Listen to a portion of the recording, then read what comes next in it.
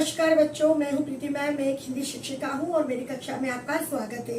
पिछली कक्षाओं में हम पढ़ रहे हैं बाल रामायण अवधपुरी में राम। हम उसे ही अब कंटिन्यू करते हैं। महाराज दशरथ ने राम की सौगंध ली तो कैकेयी उठकर बैठ गई।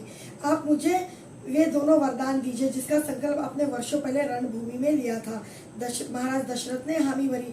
कल सुबह राज्याभिषेक भरत का और राम का नहीं, कैकेयी ने कहा। दशरथ चौंक गए।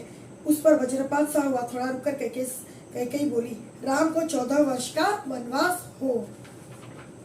दशरथ का चेहरा सफेद पड़ गया। अवाक रह गए, सिर चकराने लगा। वे मूर्छित होकर गिर पड़े। कुछ देर में राजा को होश आया। कैकेयी की ओर देखा, बड़े कातर भाव से बोले, यह तुम क्या कह रही हो? मुझे विश्वास नहीं होता कि मैंने सही सुना है। कैकेयी अड़ी रही। दशरथ कैकेयी की मांग को अस्वीकार करते रहे, अनर्थ बताते रहे। तब कैकेयी ने अंतिम हथियार डाला।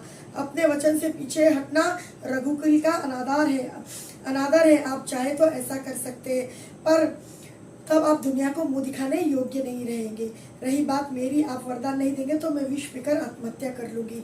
यह कलंक आपके माथे होगा। इस तरह उन्होंने बहुत बुरी तरह से ब्लैकमेल किया राजा दशरथ को। राजा दशरथ यह सुन नहीं सके, दोबारा बेहोश हो गए। रात भर बेहोश पड़े रहे। बीच बीच में होश आता रहा। वो कैकेयी को समझाते, गिड़गिड़ाते, धमकाते, डराते, पर कैकेयी टस से मस नहीं हुई। सारी रात इसी तरह बीत गई। कैकेयी अपनी जीत पर अड़ी रही। उन्हें राम जी को 14 वर्ष का वनवास और भरत का राज्याभिषेक ये चाहिए ही था।